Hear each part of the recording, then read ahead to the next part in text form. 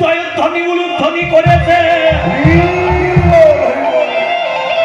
ওই জয়ধ্বনি উলুধ্বনি কান্নে করা মাত্র বাবা বল্টু ভিজা বস্ত্র নিয়ে কাঁদতে কাঁদতে বাড়ির দিকে ফিরে গেল।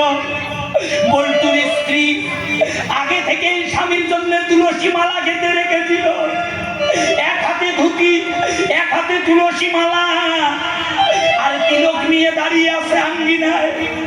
স্বামী আসিবা মাত্র ভিজা বস্ত্রগুলো খুলে ধুতি পরাইয়ে দিল, দাদার সঙ্গে উদ্ধপিণ্ড তিলক করে দিল, কণ্ঠে তুলসীর মালা দিয়ে দিল।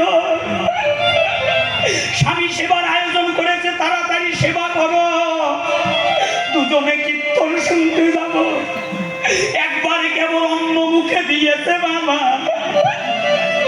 বল্টুর আর খাওয়া ভালো লাগে না, পাতে জল ঢেলে দিয়ে উঠে বলছে তাড়াতাড়ি তালা লাগাও, আর আমায় ভালো লাগছে না।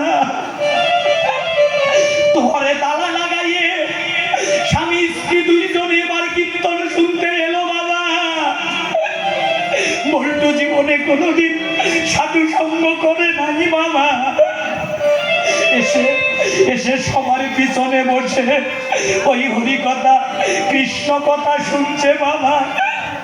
হরি কথা কৃষ্ণ কথা শুনিতে শুনিতে এই নিম্ন ভাণ্ডের জল ঊর্ধ্বগামী হয়ে দুটি নয়ন জলে কাঁদতে কাঁদিতে, ধুলায় গড়াগড়ি দিতে দিতে কখন যে ওই পিছনের মানুষটা সামনে এসেছে বাবা।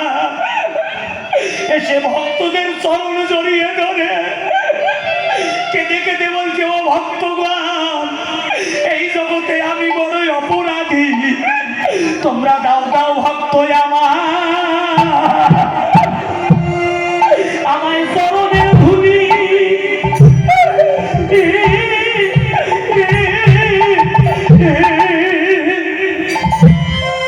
সবাই কোলাকুলি দাও, ধুলি রাখো, আমায় চরণের